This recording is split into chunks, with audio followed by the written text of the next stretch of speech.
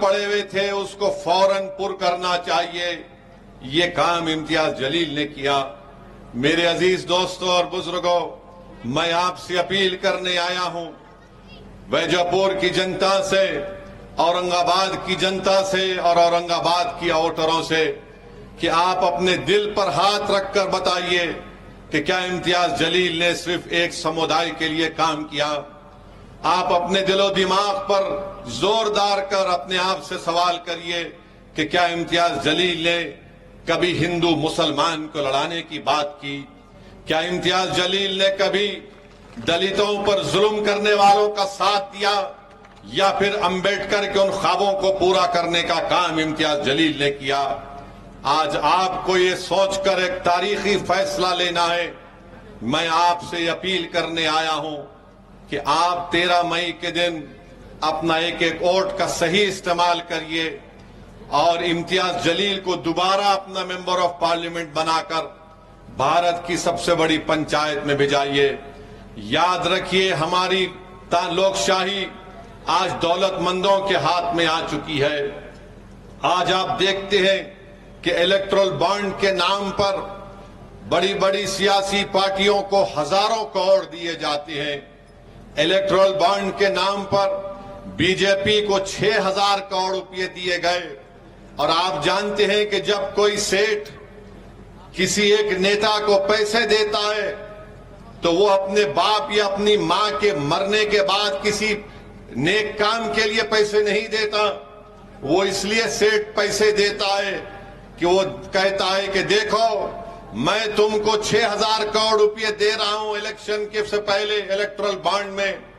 तुम जब सत्ता में आओगे तो तुम 6000 के बदले मुझे 50,000 करोड़ का कॉन्ट्रैक्ट दिलाना।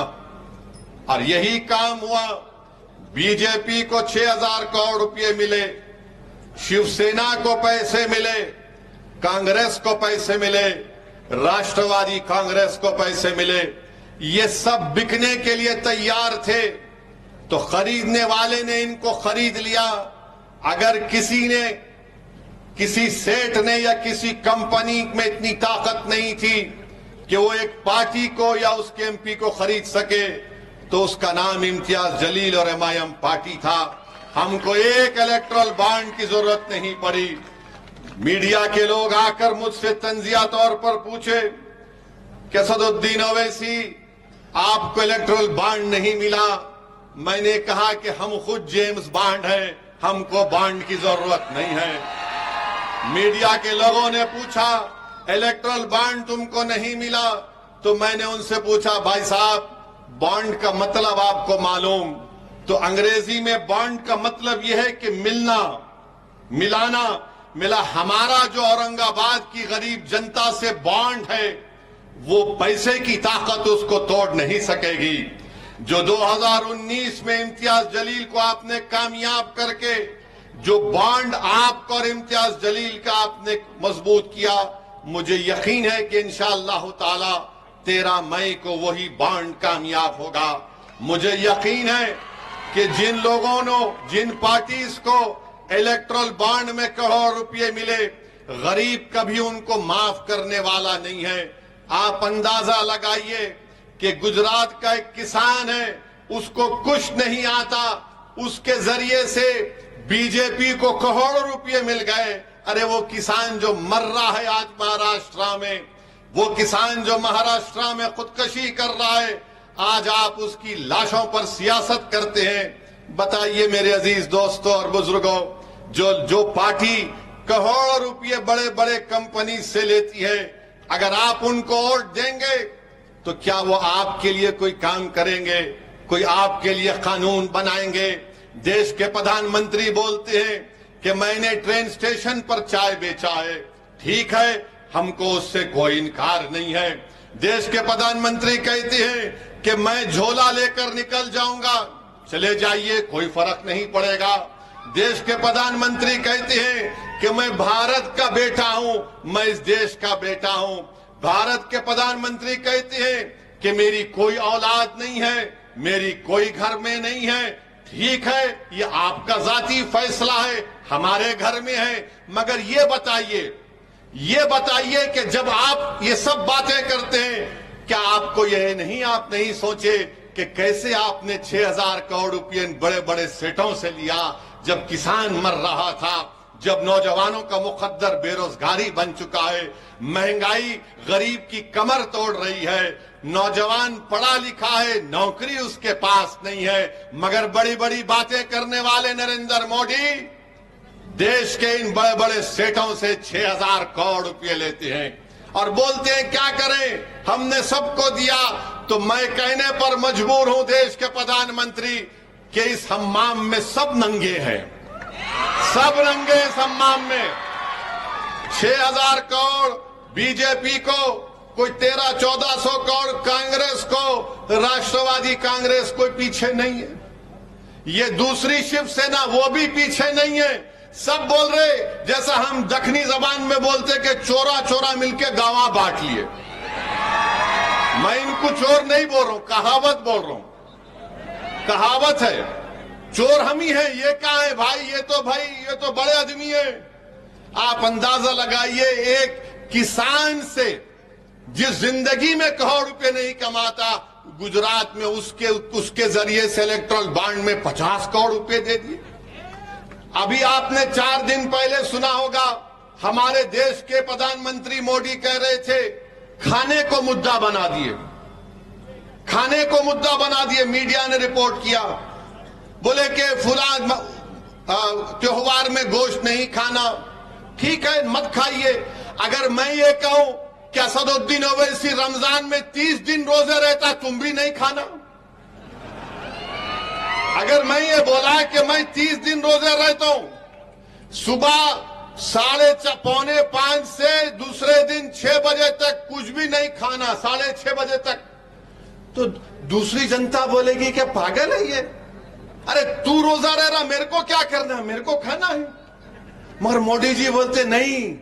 अब हम मोदी जी से पूछना चाह रहे हैं, चलिए आपने गोश्त की बात की, तो एक अलाना कंपनी है, एक्सपोर्ट कंपनी बीफ की, उन्होंने इनको 5 करोड़ रुपए दिए। मोदी जी की पार्टी को 5 करोड़ रुपए दिए, और शिवसेना को भी कुछ शायद 50 का कुछ नंबर है या उनको भी दिए। अब जब शिवसेना पावर में थी बीजेपी के साथ, ये बात मैं हमारे कुरैशी भाइयों के लिए कह रहा हूं, हमारे कुरैशी भाइयों के लिए कह रहा हूं, तो मोदी जी बोलते हैं कि 5 करोड़ मैं ले सकता हूं गोश्त की कंपनी से, तू दुकान नहीं खोलना, मेरे जेब में 5 करोड़ आएंगे, तेरे जेब में 50 रुपए नहीं आना चाहिए। बताओ मोदी जी, ये सबका साथ, सबका विकास, सबका विश्वास है? ये सियासत चल रही है महाराष्ट्र में, पूरे देश में गरीबों को लूटा जा रहा है, गरीबी का नाम लेकर, गरीबों को ख्वाब दिखाकर दौलतमंदों को करोड़ों रुपए दिए जा रहे हैं। अब ये कुरैशी बरादरियों को और हमारे जो दलित भाई गोश्त का कारोबार करते हैं, उनको हम क्या कहते हैं, उनको हम खथिक कहते हैं ना, खथिक। अब आप देखो कि मोदी जी बोले कि इस गोश्त को मुद्दा बना दिए, मगर इनकी सरकार ने वादा किया कि मीट प्रोसेसिंग यूनिट्स के लिए 29,610 करोड़ रुपए देंगे। 29,610 करोड़ रुपए। अरे भाई वो गरीब क्या करेगा फिर बताओ? आप पॉलिसी बनाएंगे और गाली सबको देंगे। तो मेरे भाई, चाहे बीजेपी हो, चाहे शिवसेना हो, राष्ट्रवादी हो, इन सबको बड़े बड़े पैसे मिल रहे हैं। तो आपसे मैं अपील कर रहा हूं कि आपने अपनी एक आजाद आवाज को, इम्तियाज जलील को कामयाब किया, जिसने औरंगाबाद की पार्लियामेंट कॉन्स्टिट्यूंसी में अमन को मजबूत किया, भाईचारगी को मजबूत किया। और आज आप देखते क्या है कि इम्तियाज जलील की कामयाबी को रोकने के लिए दो शिवसेना,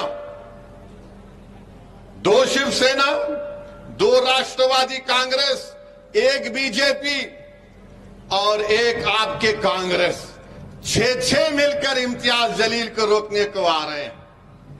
मैं औरंगाबाद और वैजापुर की जनता से अपील कर रहा हूं कि कि 6 की जगह 600 भी आ जाएं, मुझे यकीन है कि आपके सियासी शऊर पर मुझे पूरा भरोसा है कि 5 साल का इम्तियाज जलील का रिकॉर्ड आपके सामने है। पार्लियामेंट में इम्तियाज जलील ने खड़े होकर सिर्फ एक समुदाय या मुसलमानों के लिए बात नहीं की। जब इम्तियाज जलील के सामने मुद्दा आया मराठा आरक्षण का, तो हमने उठकर इम्तियाज जलील ने कहा कि मराठाओं को आरक्षण मिलना चाहिए। बल्कि मुझे इम्तियाज जलील की तकरीर यूट्यूब पर है, आप जाकर देखिए। इम्तियाज जलील ने कहा था कि मराठाओं को धोखा दिया जाएगा और कोर्ट से इसको रद्द करवाया जाएगा। वो वैसे ही हुआ। फिर हमने कहा कि मराठाओं को मिलना चाहिए। फिर जब मुसलमानों के आरक्षण का मसला आया तो हमने कहा कि महमूद रहमान कमेटी की रिपोर्ट है, उस रिपोर्ट की बुनियाद पर जो बम्बई हाई कोर्ट ने अपील किया, मिलना चाहिए। जब दंगर समाज के रिजर्वेशन का मसला आया, इम्तियाज जलील खड़ा हो गया और कहा क्यों नहीं मिलता दंगर समाज को रिजर्वेशन, मिलना चाहिए। अरे आपके हर मसाइल पर महाराष्ट्र में आपके 48 एमपी जीत कर जाते हैं। कितने? 48।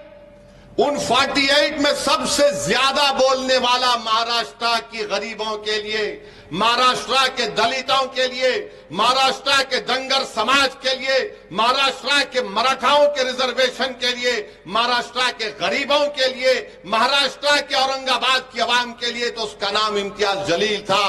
दूसरे भी जीत कर गए मगर मुंह नहीं खोलते थे, मुंह नहीं खोलते।